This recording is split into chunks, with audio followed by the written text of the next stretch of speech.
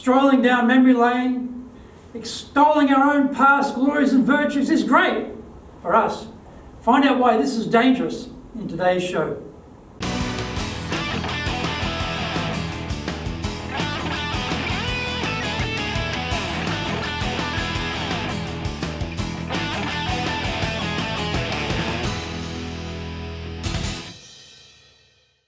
Welcome back to Year 4 of this weekly edition every Friday of the Japan Business Mastery Show. I'm your host, Dr. Greg Story, Dale Carnegie Franchise Owner Tokyo, Master Trainer, President of Dale Carnegie Tokyo Training, and best-selling author of Japan Sales Mastery, Japan Business Mastery, and Japan Presentations Mastery.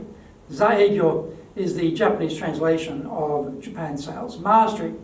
My new book is Stop Wasting Money on Training, or in Japanese, トレーニングでお金を無駄にするのはやめましょう. We are bringing the show to you from our studio in the High Performance Center in Akasaka, in Minato-ku, the business center of Tokyo.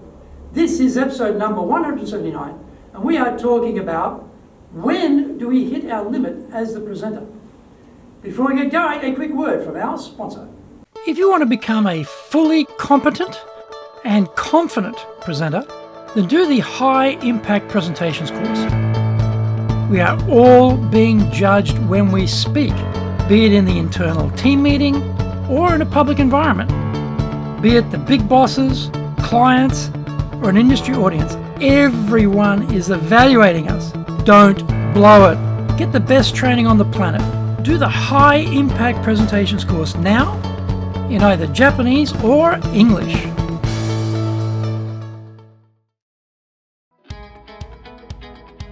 Speaking in public means our personal and professional brands are on show.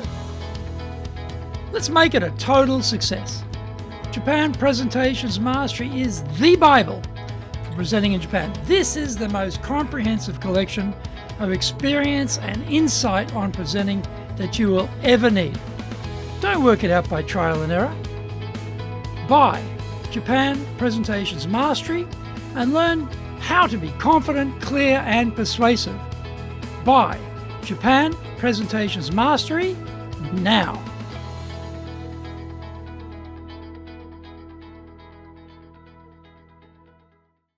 Welcome back. Okay, now it's time for the show.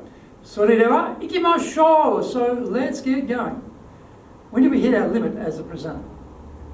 Sometimes you see a confident leader really bomb their presentation. It doesn't happen all that often, but when it does, the contrast is vast. If they're totally hopeless and they bomb, well, that is understandable. But a competent leader shouldn't bomb their presentation. He did, and I was wondering why that happened. It was only at the end, when it was too late to do anything about it, that he realized he had bombed completely. The tepid applause reaction was a giveaway. The lack of questions, a more immediate one. The issues were a misreading of the audience and an arrogance. The audience had been lured to the venue with bold promises of goodness and light. The content wasn't good enough to back up the advertising, and the audience spotted the gap straight away. The arrogance was an assumption about the leader's credibility being sufficient to justify the content of the presentation. We emphasize our years in business. We are aiming for increased credibility, linked back to our stupendous track record. Our speaker had not properly prepared the presentation. He was a good speaker and a competent presenter. He thought his track record stood for itself. The only problem was the content of the talk was rubbish. We try to fine line with the longevity thing.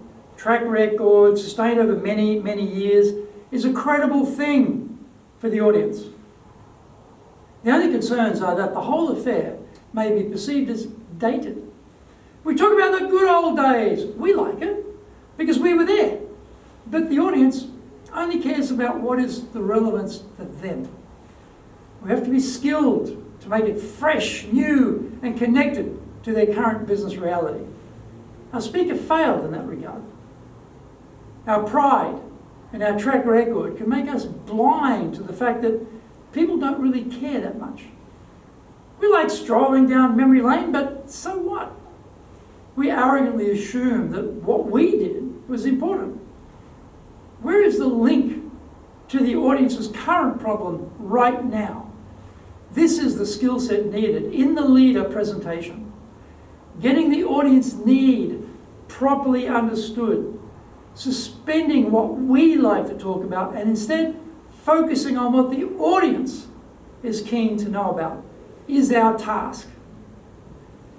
I'm getting older too, so I took copious notes from this speech on what not to do. If I'm ever tempted to talk about at length about my good old days, I think we should all avoid that temptation too. I hope you enjoyed today's show, and so please subscribe to it on YouTube.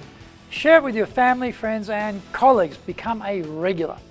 Hit the little bell icon to receive update notifications.